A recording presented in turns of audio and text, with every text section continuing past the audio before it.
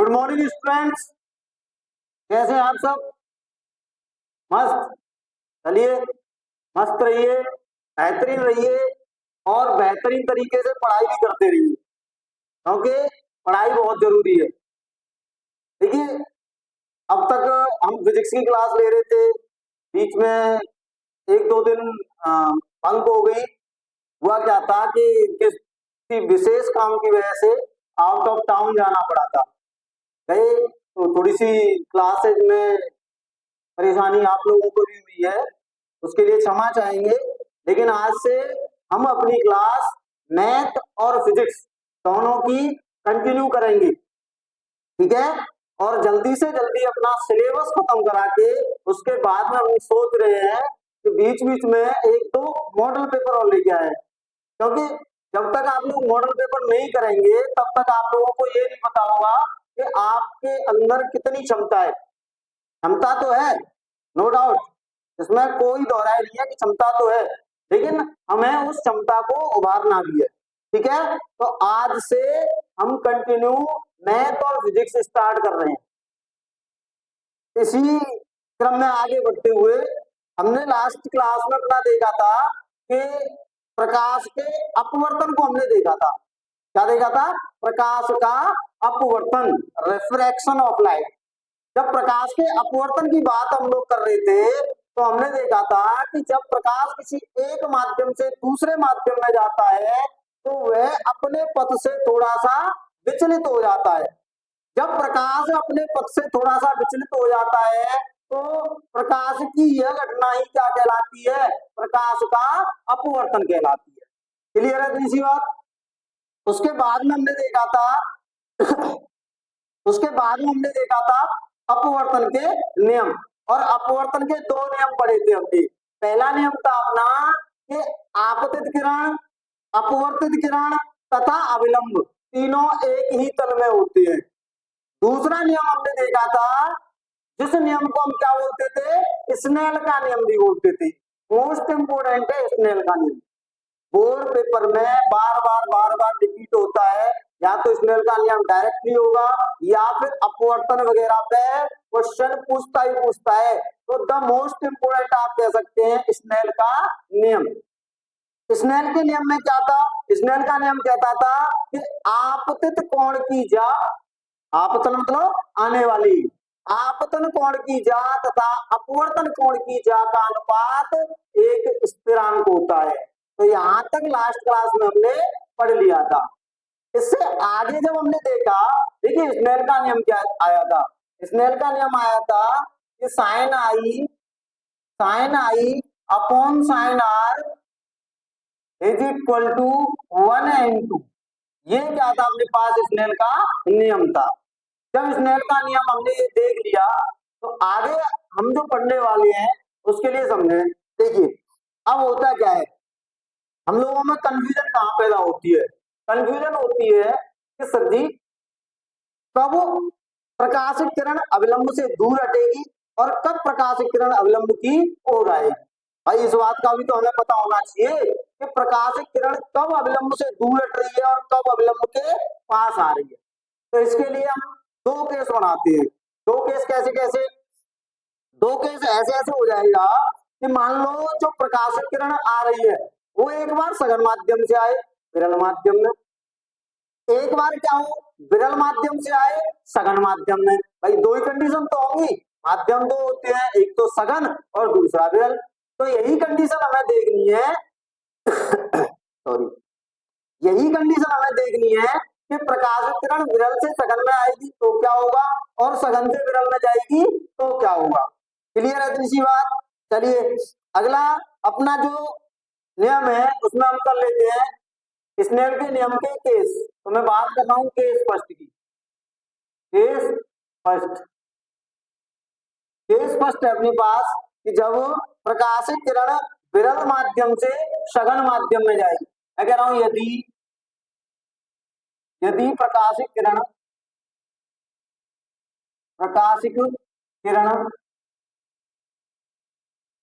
विरल माध्यम से माध्यम से सघन माध्यम में, सघन माध्यम में जाए। प्रकाशित किरण क्या हो, विरल माध्यम से सघन माध्यम में जाएगी। अच्छा, जब विरल माध्यम से सघन माध्यम में जाएगी तो भाई पहला जो अपवर्तनांक है अपना वो कैसा होगा, छोटा होगा, और दूसरा अपवर्तनांक कैसा होगा, बड़ा। भाई सघन माध्यम का अपवर्तनांक ज्यादा, विरल माध्यम का अपवर्तनांक कम। यानी मैं कह सकता हूं कि N2 is greater then N1, N2 बड़ा है N1 से। मैंने कहा N1 को मैं पक्षांतर करके लेके आऊं, क्या निकल के आएगा, N2 upon N1 is greater than 1। Clear है इतनी सी बात। अच्छा एक बात बताइए, वी नो दैट हम जानते हैं कि, क्या जानते हैं जी, स्नेल का नियम जानते हैं, स्नेल के नियम से क्या जानते हैं, हम जानते हैं sir sine i upon sine r is equal to N2 upon N1। इसको मैं मान लेता हूं इक्वेशन फर्स्ट और इसको मान लेता हूं इक्वेशन नंबर सेकंड। क्लियर है तुम्हें बात, ओके। अब एक बात बताइए, मैं कह रहा हूं N2 upon N1 is greater then क्या है, 1। इधर sine i upon sine r बराबर क्या है, N2 अपॉन N1 की। तो क्या मैं इस N2 अपॉन N1 की जगह पे sine i upon sine r नहीं रख सकता? आपने कहा बिल्कुल रख सकते हो सर। भाई ये तो हमारा जन्मसिद्ध अधिकार है कि जब ये वाली संख्या है इसके बराबर है तो मैं इस संख्या की जगह पे sine i upon sine r automatically रख सकता हूं। बताओ बात सही है? आपने कहा बिल्कुल सही है सर। सही है तो रखो, फिर रखिए, क्या निकल के आएगा, आपने कहा ये आएगा sine i upon sine r is greater than 1। आपने यहां से कहा कि sir sine i is greater than sine r. अब मैं अगर कहूं कि एंगल जो है वो कैसे होंगे, छोटे एंगल होंगे, 5 डिग्री या 10 डिग्री तक अगर होते हैं तो मैंने आपको बताया भी था कि साइन जो त्रिकोणमितीय फलन होते हैं वो ऑटोमेटिकली क्या हो जाते हैं, हट जाते हैं।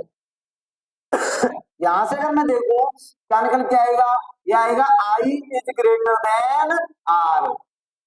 आई क्या हो जाएगा, आर से बड़ा हो जाएगा, आई आर से बड़ा हो जाएगा। इसका मतलब समझ रहे हो कि आपतन कोण छोटा और अपवर्तन कोण बड़ा, और सॉरी आपतन कोण बड़ा और अपवर्तन कोण कैसा हो जाएगा, छोटा हो जाएगा। अगर अपवर्तन कोण छोटा हो रहा है इसका मतलब क्या है, प्रकाश किरण अभिलंब की ओर झुक रही है, अभिलंब की ओर झुक रही है। तो मैं यहां से कह सकता हूं अतः प्रकाशिक किरण अभिलंब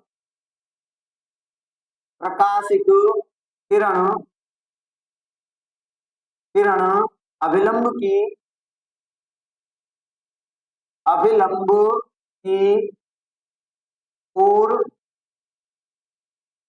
ओर झुक रही है, ठीक है भाई। विचलित हुई तो एक बार तो दूर हटेगी अविलंब से, एक बार अविलंब की ओर झुकेगी। तो यहाँ कंडीशन क्या है, प्रकाशिक किरण अविलंब की ओर झुक रही है। कब झुक रही है, जब प्रकाशिक किरण विरल माध्यम से, कौन से माध्यम से, विरल माध्यम से सघन माध्यम में प्रवेश कर रही होगी, उस कंडीशन में क्या होगा, प्रकाशिक किरण अविलंब की ओर झुकेगी। क्लियर है दूसरी बात? चलिए नोट डाउन करिए।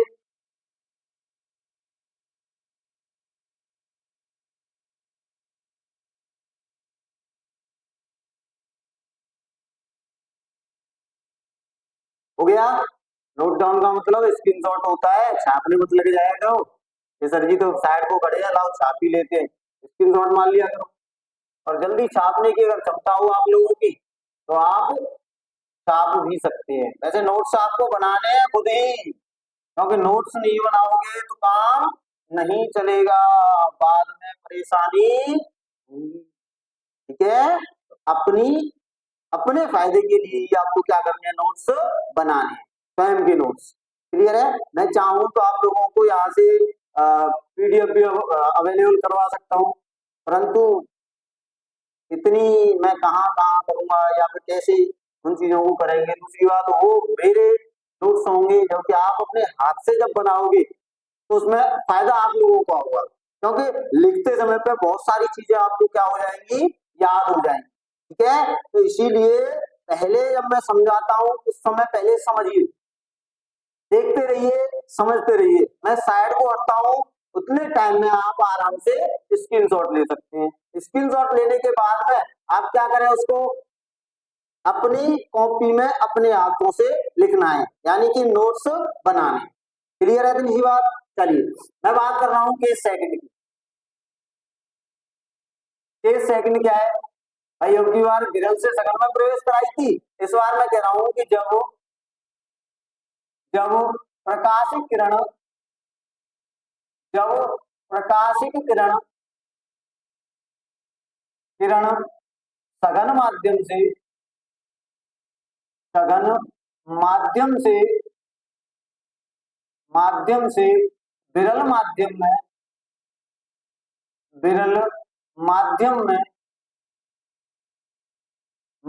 में प्रवेश करें। अब की बार क्या कर रहा हूं, सघन से विरल में। सघन जैसे मान लो पानी से वायु में, कांच से वायु में, कांच से पानी में, हीरे से में हो जाए, अपनी कांच में हो जाए, पानी में हो जाए, वायु में हो जाए। सघन का मतलब है जिसके अणु ज्यादा पास पास हो, वो सघन माध्यम होता है। जिसके अणु कम पास पास होंगे वो कैसा होता है, विरल माध्यम होता है। चलिए, जब प्रकाशित किरण क्या हो रही हो, सघन माध्यम से विरल माध्यम में प्रवेश कर रही हो, इसका मतलब क्या होगा, जो N1 है वो कैसा होगा, अपने पास बड़ा होगा, कैसे, N2। N1 जो है वो क्या हो जाएगा, N2 से बड़ा हो जाएगा। मैं N1 को अगर इधर ले जाऊं तो मैं कहूंगा 1 is greater then N2 upon N1। N2 upon N1 होगा कि नहीं? इसको मान लिया मैंने इक्वेशन नंबर 1। अब हम जानते हैं, वी नो दैट क्या जानते हैं, स्नेल भाई साहब ने कुछ कहा था, क्या कहा था, उन्होंने कहा था कि sine i upon sine r is equal to कितना हो जाएगा, N2 अपॉन N1। आपने कहा बिल्कुल सर जी, इसको मान लेते हैं हम इक्वेशन नंबर 2। यहां से N2 अपॉन N1 का मान उठा के कहां पर रख दो, यहां पर रख दो, बिल्कुल रखें, रखिए। यहाँ पे क्या निकल के आएगा, ये आएगा N2 अपॉन N1 की जगह पे क्या, sine i upon sine r क्या हो जाएगा, इज लेस देन क्या हो जाएगा, 1। आपने कहा सर करिए, तो ये निकल के आएगा sine i is less than sine are.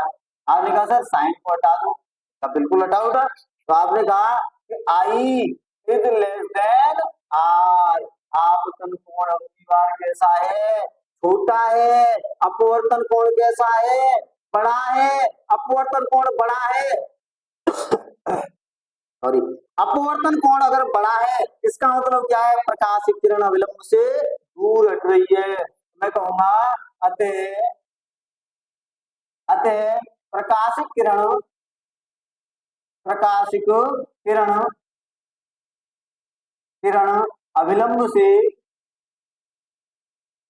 अविलंब से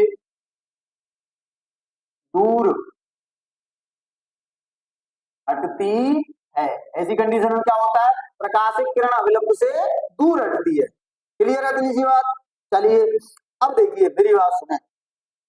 अब हमें ये कैसे पता होगा कि किसका अपवर्तनांक ज्यादा है? तो कुछ विशेष 4-5 होते हैं, जैसे वायु का अपवर्तनांक आप लोगों को पता होना चाहिए, जैसे जल का अपवर्तनांक वायु के सापेक्ष आप लोगों को पता होना चाहिए, जैसे कांच का अपवर्तनांक वायु के सापेक्ष आप लोगों को पता होना चाहिए, जैसे हीरे का अपवर्तनांक वायु के सापेक्ष आप लोगों को पता होना चाहिए, काय के सापेक्ष पता होना चाहिए, याद रखना है सिर्फ और सिर्फ वायु के सापेक्ष। बाकी अन्य किसी के सापेक्ष अगर हमें ज्ञात करना हो तो उसे हम कर सकते हैं, वो भी आगे देखेंगे, ठीक है। तो मैं यहां लिख देता हूं,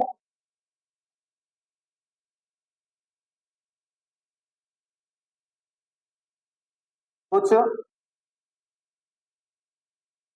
महत्वपूर्ण महत्वपूर्ण अपवर्तनांक, अपवर्तनांक, कुछ महत्वपूर्ण अपवर्तनांक, जैसे सबसे पहले मैं कहूं वायु का अपवर्तनांक, वायु का अपवर्तनांक, ठीक है, काय का, वायु का अपवर्तनांक। और वायु का अपवर्तनांक काय के सापेक्ष, वायु के सापेक्ष ही पूछ ले या फिर काय के पूछ ले, निर्वात के सापेक्ष, काय के, निर्वात के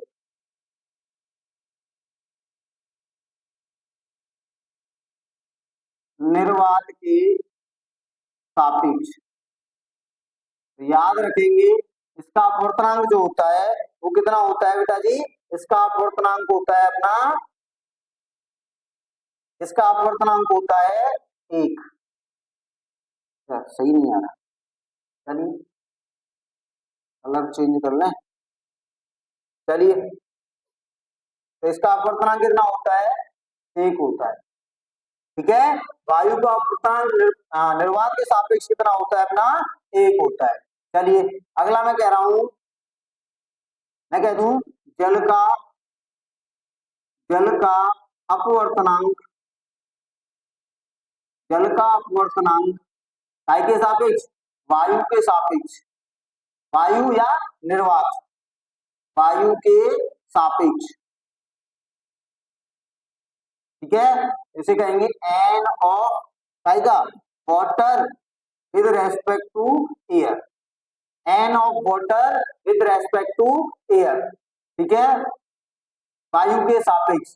तो इसका होता है बेटा जी अपना कितना, 1.33, कितना होता है, 1.33, ठीक है। या फिर इसको आप क्या कह सकते हैं, या फिर इसे कह सकते हैं आप 2/3, इसको छोड़ो, आप इतना ही याद रखें 1.33, क्लियर है इतनी सी बात। तीसरा अगर मैं देखूं तो मैं क्या कह सकता हूं, मैं कह सकता हूं सर कांच का अपवर्तनांक, कांच का अपवर्तनांक काय के सापेक्ष, वायु के सापेक्ष ही याद रखना है आपको, वायु के सापेक्ष, आपको काय के सापेक्ष याद रखना है, वायु के सापेक्ष ही याद रखना है। क्या बोलूंगा, n of glass with respect to air, n of glass with respect to air. और ये कितना होता है, आपने कहा सर ये होता है 1.5, कितना होता है, 1.5, क्लियर है। अगला देखें, अगले की अगर मैं कहूं तो मैं कह सकता हूं, मैं कह दूं हीरे का अपवर्तनांक, काय का कह दूं, हीरे का। अगला अपना आ जाएगा हीरे का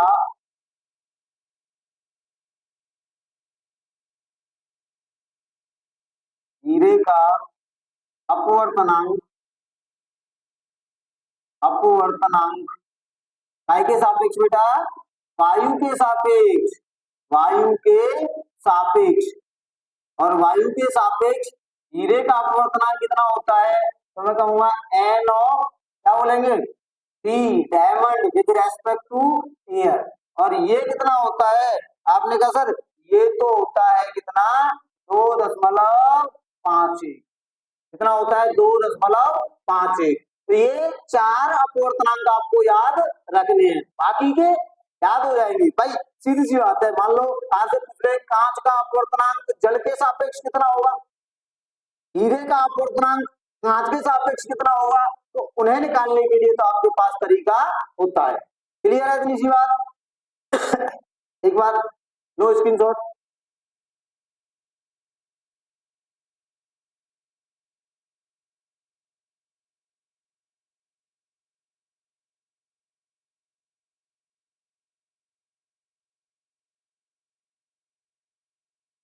हो गया। चलिए आगे बात कर लेते हैं हम लोग। आगे अगर मैं कहूंगा आप लोगों से कि भाई कुछ विशेष पॉइंट की मैं बात कर रहा हूँ, विशेष पॉइंट की काय की बात कर रहा हूँ, विशेष पॉइंट की मैं बात कर रहा हूँ। सर एक बात बताइए कि मान लो अपवर्तन की घटना हो रही है और उस अपवर्तन की घटना में अगर देखें तो क्या क्या चीज बदल जाती है। क्या वेग बदलता है? आपने कहा हाँ सर वेग बदलता है। क्या तरंग दैर्घ्य बदलती है? आपने कहा सर बिल्कुल तरंग दैर्घ्य बदलती है। क्या आवृत्ति बदलती है? तो आप कहेंगे ना सर ये तो गलत बात है, आवृत्ति अपवर्तन की घटना में नहीं बदलती है। तो मैं एक नोट लिख देता हूं यहाँ पे। मैं कह रहा हूं नोट अगर मैं लिखूं तो मैं कहूंगा यहां से, क्या कहूंगा बेटा जी कि अपवर्तन अपवर्तन की घटना में क्या आवृत्ति आवृत्ति अपरिवर्तित अपरिवर्तित अपरिवर्तित रहती है रहती है जबकि जबकि वेग तथा वेग तथा तरंग दैर्घ्य तरंग दैर्घ्य बदल जाती है बदल जाती है। क्या बदल जाती है बेटा जी? तरंग दैर्घ्य और क्या बदल जाती है? चाल यानी वेग बदल जाते हैं। जबकि अपरिवर्तित क्या रहता है? आवृत्ति क्या रहती है? अपरिवर्तित रहती है। क्लियर है? क्लियर है? आपने कहा सर बिल्कुल क्लियर है। मैं कह रहा हूं ये नोट नंबर 1 हो गया आपका। नोट सेकंड की बात कर रहा हूं मैं। नोट सेकंड क्या कहता है हमारा? नोट सेकंड कहता है प्रकाश की चाल माध्यम के बदलने पर, प्रकाश की चाल माध्यम के बदलने पर क्या प्रभाव पड़ता है। तो मैं यहां से कहूंगा कि जो प्रकाश की चाल है वो माध्यम के अपवर्तनांक के व्युत्क्रमानुपाती होती है। कैसी होती है? व्युत्क्रमानुपाती होती है। पर अपवर्तनांक बढ़ेगा तो चाल घटेगी, अपवर्तनांक घटेगा तो चाल बढ़ेगी।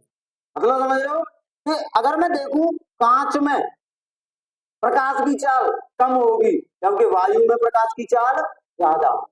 ठीक है, तो यहां से मैं कह सकता हूं कि जो प्रकाश की चाल होती है वो अपवर्तनांक की क्या होती है? व्युत्क्रमानुपाती। क्लियर है? तो नोट सेकंड यही है हमारा। नोट सेकंड है जी कि अपवर्तन की घटना में अपवर्तन की घटना में प्रकाश की चाल, या फिर सीधा कह सकते हैं कि प्रकाश की चाल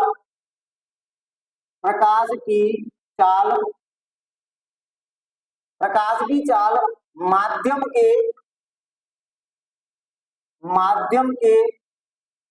अपवर्तनांक के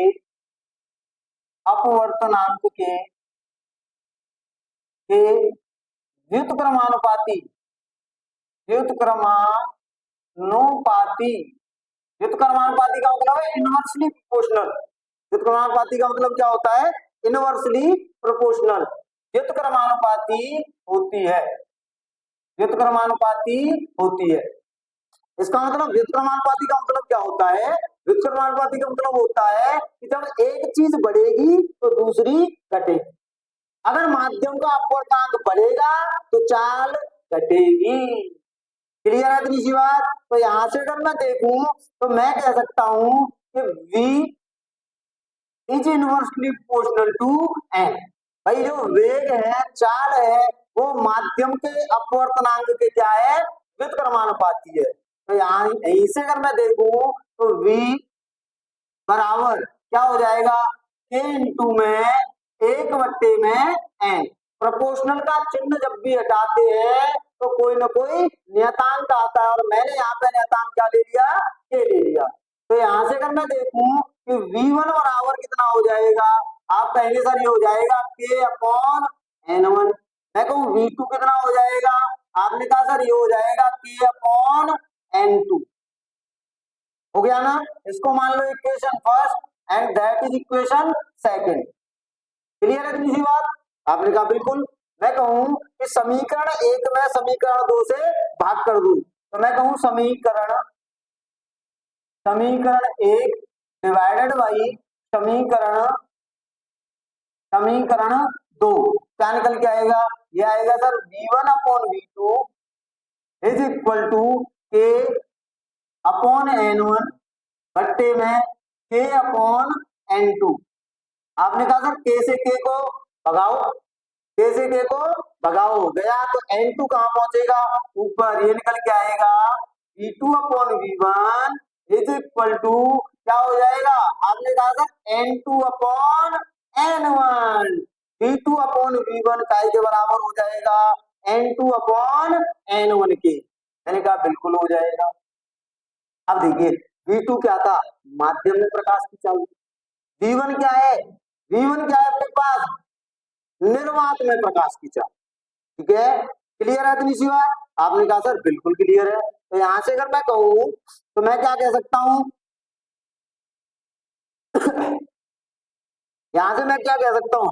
मैं कह सकता हूं कि V2 को तो मैं मान लेता हूं V, और V1 को क्या मान लू? C। भाई V2 को तो मैंने क्या मान लिया? V मान लिया। V क्या है? माध्यम में प्रकाश की चाल है। C क्या है? C क्या है? निर्वात में प्रकाश की चाल है।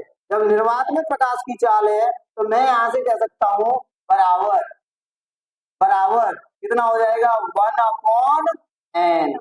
क्या हो जाएगा? 1/n हो जाएगा। क्लियर है? आपने कहा बिल्कुल सर। तो यहां से अगर मैं देखूं तो ये क्या निकल के आएगा? ये आएगा सर V बराबर, C को उधर ले जाएं, क्या हो जाएगा? C/n। क्या हो जाएगा? C/n। अच्छा मैं यहाँ पे लिख भी देता हूँ उसको। मैं कहूंगा, चलिए आगे लिखते हैं। मैं कह रहा हूं V बराबर क्या हो जाएगी? आप कहेंगे सर ये हो जाएगी माध्यम में प्रकाश की चाल। और C क्या हो जाएगा? C के लिए आप कहेंगे निर्वात में प्रकाश की चाल। अच्छा कोई बताएगा निर्वात में प्रकाश की चाल क्या होती है? आपने कहा सर निर्वात में प्रकाश की चाल होती है 3 × 10⁸ मीटर/सेकंड। कितनी होती है? 3 × 10⁻, यानी मैं कहूंगा C बराबर कितना हो जाएगा? 3 × 10⁸ मीटर/सेकंड। तो ये काय की वैल्यू होती है? C की वैल्यू है। काय की वैल्यू है बेटा जी? C की वैल्यू है। C की कितनी हो गई? कितनी हो जाएगी अपने पास? तो यहां से अगर मैं एक काम और कर लूं, इसको मान लेता हूं इक्वेशन नंबर 3। ये कौन सी हो जाएगी अपने पास? Equation number 3। जब इक्वेशन नंबर 3 हुई है, इसको मैं अगर कहूं, मैं क्या कहूंगा इसके लिए? मैं आप लोगों से कहूंगा कि V को यहीं पे रखो, C को उधर ले जाओ। तो V बराबर कितना निकल के आएगा? ये आएगा C/A। V बराबर कितना निकल के आएगा? C/। आपने कहा सर C क्या है? आपने क्या कहा? सर जी C क्या है? तो मैं कहूंगा बेटा जी C का मतलब क्या है? निर्वात में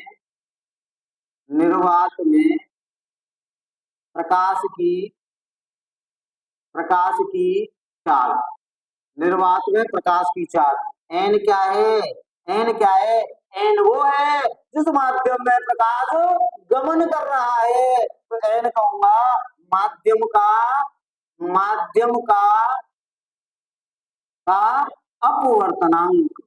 अपवर्तनांक। तो अभी हम बात कर रहे थे कि सर जी माध्यम बदलने पे क्या हो जाती है? चाल बदल जाती है। यहां से बदलेगी जी, यहां से बदलेगी। एक दो एग्जांपल लेंगे अभी तो उससे पता चल जाएगा कि किस प्रकार से चाल बदलेगी माध्यम। इज दैट क्लियर और नॉट? क्लियर है? चलिए मारिए स्क्रीनशॉट।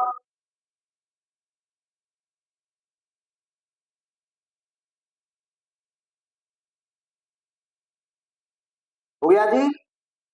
चलिए अब देखिए, अभी हम बात कर रहे थे थोड़ी देर पहले बेटा कि भाई जब माध्यम एक दूसरे में बदलते हैं तो हम किस प्रकार से, जैसे हमने याद कर लिया कि मान लो हमें वायु के सापेक्ष सारे के सारे माध्यमों के अपवर्तनांक अभी हमने याद किए थे। क्या किए थे? वायु के सापेक्ष हमने वायु का देखा, निर्वात के सापेक्ष हमने जल का देखा, वायु या निर्वात के सापेक्ष हमने कांच का देखा, वायु या निर्वात के सापेक्ष हमने हीरे का देखा, वायु या निर्वात के सापेक्ष। परंतु आपसे पूछने लग जाए कि कांच का निकालो जल के सापेक्ष। अब प्रॉब्लम, भाई सर जी ने तो हमें पढ़ाया है कि वायु के सापेक्ष कांच का अपवर्तनांक 1.5 होता है, परंतु यहाँ तो गड़बड़ हो गई। उसने क्या पूछ लिया? कांच का पूछ लिया और काय के सापेक्ष? जल के सापेक्ष। अब करें तो करें क्या, जाएं तो जाएं कहाँ, क्या होगा? टेंशन लेने की आवश्यकता नहीं है, क्योंकि आप कहाँ हो? हमारे साथ हो और आप हमारे साथ हो। एक एक पॉइंट को क्या करके चलेंगे? क्लियर करके चलेंगे। और ध्यान रखना, बोर्ड पूछता है यहाँ से अपवर्तनांक और स्नेल के नियम से क्वेश्चन पूछता है। मैंने आपको पहले ही बताया था कि स्नेल का नियम is the most important. Clear है? चलिए तो अब हम बात कर लेते हैं प्रकाश किरणों की उत्क्रमणीयता के बारे में।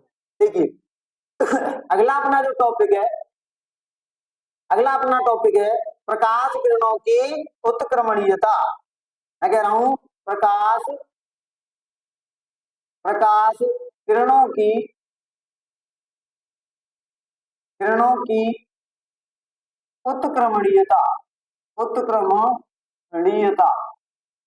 उत्क्रमणीयता का मतलब होता है कि प्रकाश किरणें विपरीत चलने लग जाएं।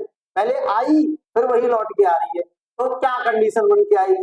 देखिए मैंने कहा कि मान लो आपके पास इस प्रकार का क्या है, आपके पास में एक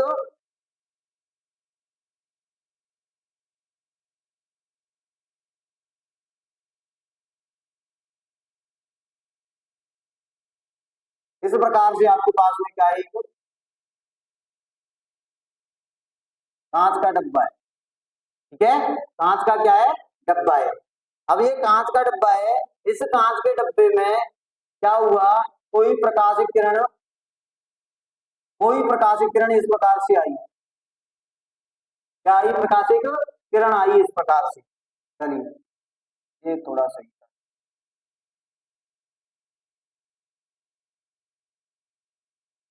क्या हुआ? ये इस प्रकार का आपके पास में क्या है? कांच का कोई बॉक्स है। इस बॉक्स में प्रकाशित किरण कहां से आई? इस प्रकार से आई। ये आ गई साहब प्रकाशित किरण। आने वाली प्रकाशित किरण यानी कि आपतित प्रकाशित किरण। आपने कहा सर इसके यहाँ अगर मैं देखूं तो ये क्या हो जाएगा अपने पास? अभिलंब हो जाएगा। क्या हो जाएगा? अभिलंब हो जाएगा। और ये वाला जो एंगल बन रहा है, ये वाला एंगल, ये जो एंगल बन रहा है, इस एंगल को बोलते हैं आपतन कोण आई। क्या बोलते हैं इसको? आपतन कोण आई। अब ये प्रकाशित किरण आई तो माध्यम जब परिवर्तित होगा तो प्रकाशित किरण भी क्या कर लेगी? अपने पथ को परिवर्तित कर देगी। ये प्रकाशित किरण कैसे निकल गई? मान लो इस प्रकार से निकल गई, और ऐसे जब निकली तो ये वाला जो एंगल बनेगा, इस एंगल को क्या बोलते हैं हम? इस एंगल को बोलते हैं सर अपवर्तन कोण यानी कि आर। क्लियर है? चलिए मैं कह रहा हूं यहाँ जो अपवर्तनांक है माध्यम का वो मान लेता हूं n1 है, और यहाँ जो अपवर्तनांक है वो क्या है? n2 है। आपने कहा बिल्कुल सर मान लिए बात। मान ली तो देखो बेटा अब क्या होगा। मैं कहूं आपतन की स्थिति में जब प्रकाशित किरण प्रारंभ में आ रही है तो मैं यहां से अगर देखूंगा तो मैं कहूंगा प्रथम स्थिति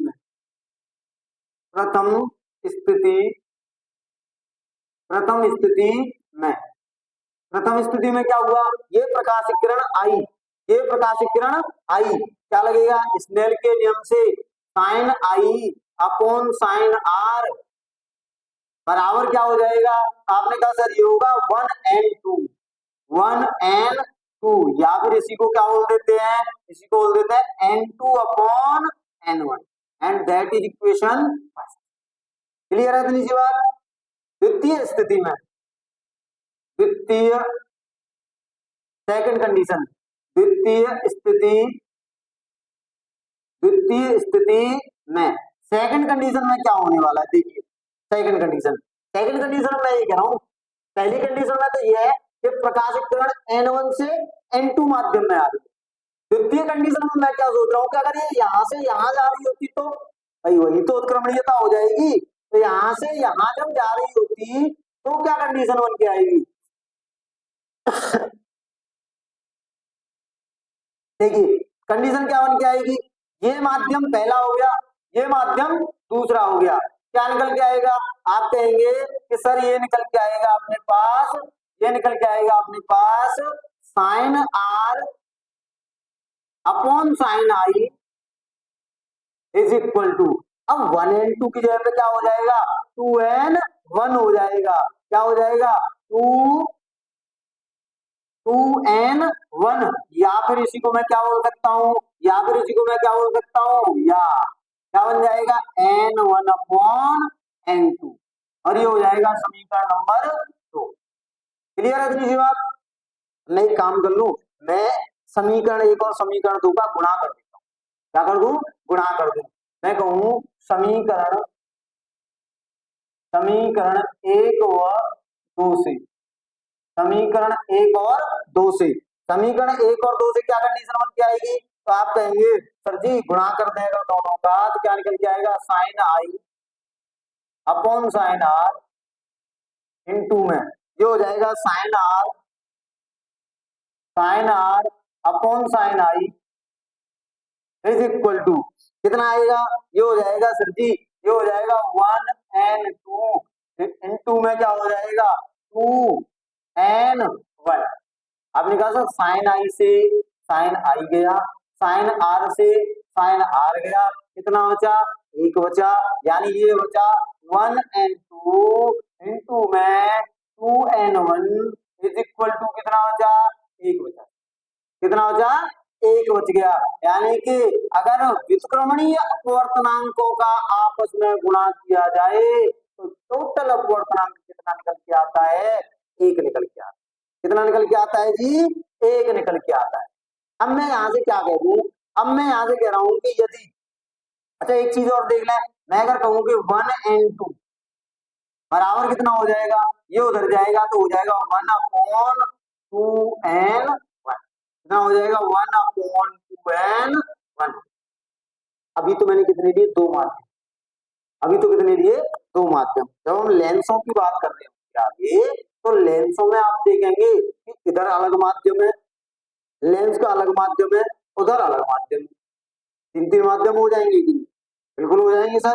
जब तीन तीन माध्यम हो जाएंगे तो मैं वो भी कंडीशन देख लेता हूं, मैं कह रहा हूं यदि, यदि तीन माध्यम, यदि तीन माध्यम हो, माध्यम कितने हो सर जी, तीन हो, अगर तीन माध्यम की बात आएगी तो क्या कंडीशन बन के आएगी, आप कहेंगे सर तीन माध्यम के लिए मैं कह सकता हूं कि 1n2 इनटू में 2n1, 2n1 इनटू में कितना हो जाएगा 3n, sorry 1n2 2n, 1n2 2n1 क्यों अगला माध्यम आएगा 2n3 इनटू में क्या हो जाएगा 3n1 इज इक्वल टू काय के बराबर होगा, एक के बराबर, काय के बराबर होगा सर जी, एक के बराबर होगा। आप चार माध्यम ले लो तब भी काय के बराबर होगा, आपका मल्टीप्लाई एक के बराबर ही निकल के आएगा। आ रही बात समझ में दीजिए, क्लियर है, क्लियर है, बहुत अच्छे। चलिए मारिए स्क्रीनशॉट एक बार,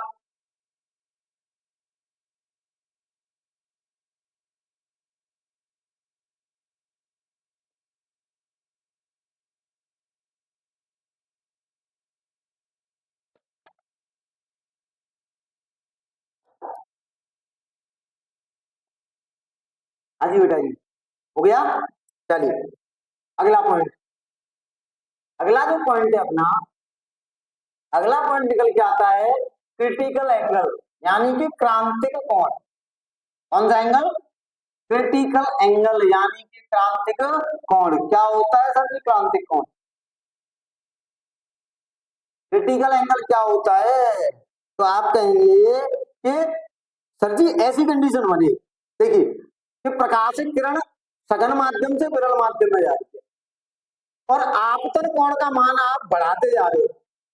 भाई एक ये माध्यम है एक प्रकाशित किरण यहां से सघन माध्यम से और कहां पे जा रही है? विरल माध्यम में। ये क्या हो गया? इसका अविलंब। ये कौन सा हो गया? सघन माध्यम है और ये अपने पास में कौन सा है? विरल माध्यम। कौन सा है? विरल माध्यम है। ठीक है, जब प्रकाशित किरण सघन से विरल में जाती है तो आपको पता है कि अविलंब से क्या होती है? दूर हटती है। क्या होती है? दूर हटती है। अब मैंने क्या कहा कि बेटा जी मैं आपतन कोण का मान बढ़ाता जा रहा हूं, लो जी बढ़ा दिया। ये जैसे ही बढ़ाया तो ये अपवर्तन कोण का मान भी क्या हो जाएगा? बढ़ जाएगा। आपने कहा सर और बढ़ा के देखें तो, लो जी और बढ़ गया।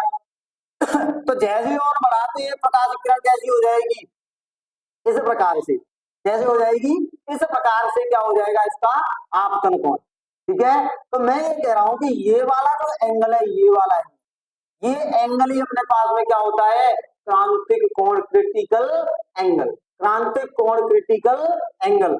यही क्रिटिकल एंगल, यानी इसको मैं ये कह सकता हूं कि जब प्रकाशित किरण सघन माध्यम से विरल माध्यम में प्रवेश कर रही हो और आपतन कोण उतना कर दिया जाए कि अपवर्तन कोण का मान 90 अंश हो जाए, तो उस एंगल को ही हम क्या बोलते हैं? क्रिटिकल एंगल बोलते हैं, यानी क्रांतिक कोण बोलते हैं। क्लियर है इतनी सी बात? चलिए मैं बात कर लेता हूं भाई की क्रांतिक कोण। भाई की बात कर लेता हूं क्रांतिक कोण। क्रांतिक कोण यानी कि critical critical angle. Critical angle. ठीक है, तो यहां से क्या लिखेंगे? जब जब प्रकाशित किरण प्रकाशित किरण किरण सघन सघन माध्यम से माध्यम से विरल माध्यम में विरल माध्यम में विरल माध्यम में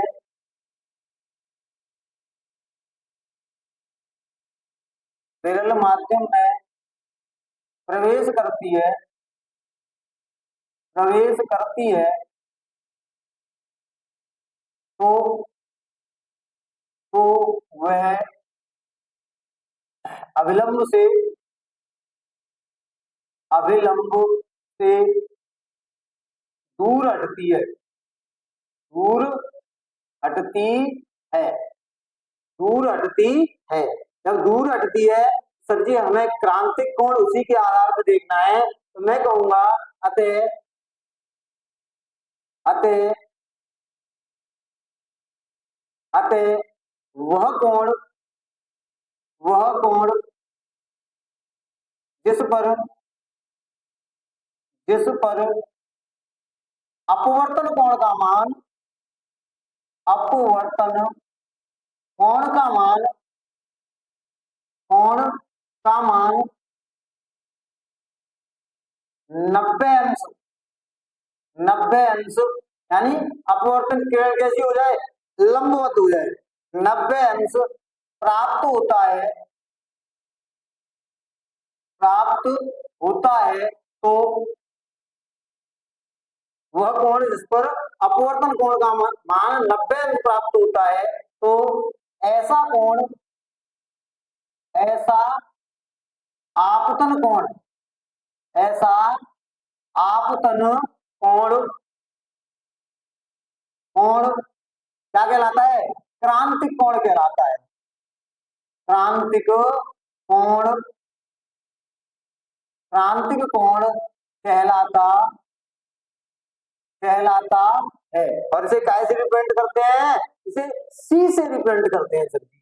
इसे इसे सी से प्रदर्शित प्रदर्शित करते हैं ऐसे रिप्रेजेंट करते हैं, ऐसे सी से रिप्रेजेंट करते हैं। क्लियर है इतनी सी बात? कोई दिक्कत है यहाँ तक? चलिए देखिए, तो मैं ये कह रहा हूं कि मेरे पास इस प्रकार से दो माध्यमों को मैंने क्या कर दिया, बंटवारा कर दिया। ऊपर मान लिया मैंने सघन माध्यम और नीचे कैसा है, विरल माध्यम। विरल माध्यम, यहाँ से इस प्रकार से मैंने एक प्रकाशिक किरण डाली, उससे पहले मैं क्या बना देता हूँ, यहाँ पे एक अभिलंब है। यहाँ पे क्या है अपने पास में, एक अभिलंब। यहाँ पे क्या है, अभिलंब है। और इस अभिलंब पे क्या हुआ, कोई प्रकाशिक किरण इस प्रकार से आई, इस प्रकार से। तो ये जो एंगल होगा, ये एंगल क्या होगा, इसी को बोलेंगे क्रांतिक कोण सी।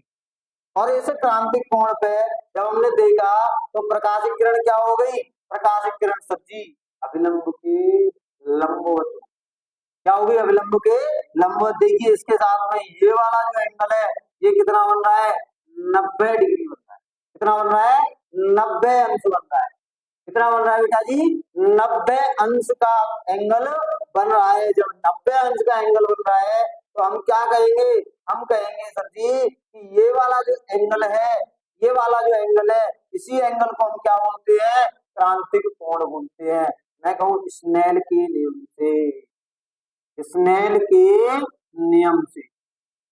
मैंने कहा था ना बेटा जी, स्नेल का नियम मोस्ट इंपोर्टेंट है। देखिए बार बार आ रहा है, क्या हो रहा है, बार बार आ रहा है। अभी तो जब हम लेंसों के सूत्रों की बात कर रहे होंगे तब भी कौन आएगा, स्नेल का नियम आएगा। अभी जब हम पूर्णांतरिक परावर्तन की बात कर रहे हैं तब भी कौन आ रहा है, स्नेल का नियम। आइए समझ में, ठीक है। अभी पूर्णांतरिक परावर्तन की बात की नहीं है, अभी तो हम काय की बात कर रहे हैं, सिर्फ क्रांतिक कोण की बात कर रहे हैं। तो मैं अगर यहाँ से देखूं स्नेल के नियम से, स्नेल का नियम क्या कहता है, ये कहता है sir ji sine i upon sine r is equal to क्या होता है, 1n2 होता है। कितना होता है, 1n2 होता है। तो यहाँ से अगर मैं देखूं तो मैं क्या कह सकता हूँ, मैं कह सकता हूँ सर जी साइन आई की जगह पे क्या हो जाएगा, सी अपॉन में क्या हो जाएगा, साइन 90, अपॉन में साइन 90 इज इक्वल टू कितना होगा, 1n2 होगा। क्लियर। तो यहाँ से अगर मैं इसको देखूं तो मैं क्या कह सकता हूँ, मैं यहाँ से कह सकता हूँ कि सर जी क्या कंडीशन बन के आएगी, आप कहेंगे सर जी कंडीशन ये बन के आएगी, साइन 90 का मान तो होता है 1, तो ये हो गया sine c is equal to में कितना हो जाएगा, 1n2 हो जाएगा। क्लियर है, साइन सी बराबर में कितना हो जाएगा, 1n2। यहीं से अगर मैं इसको देखूं कि 2n1 बराबर, तो आपने कहा 1n2 बराबर होता है 1/2n1 होता है कि नहीं। तो ये क्या हो जाएगा, यहाँ पे कितना 1 अपॉन साइन सी हो जाएगा। कितना हो जाएगा, 1 अपॉन साइन सी हो जाएगा। तो ये होता है आपका क्रांतिक कोण। क्लियर है, चलिए करिए एक बार इसको नोट डाउन।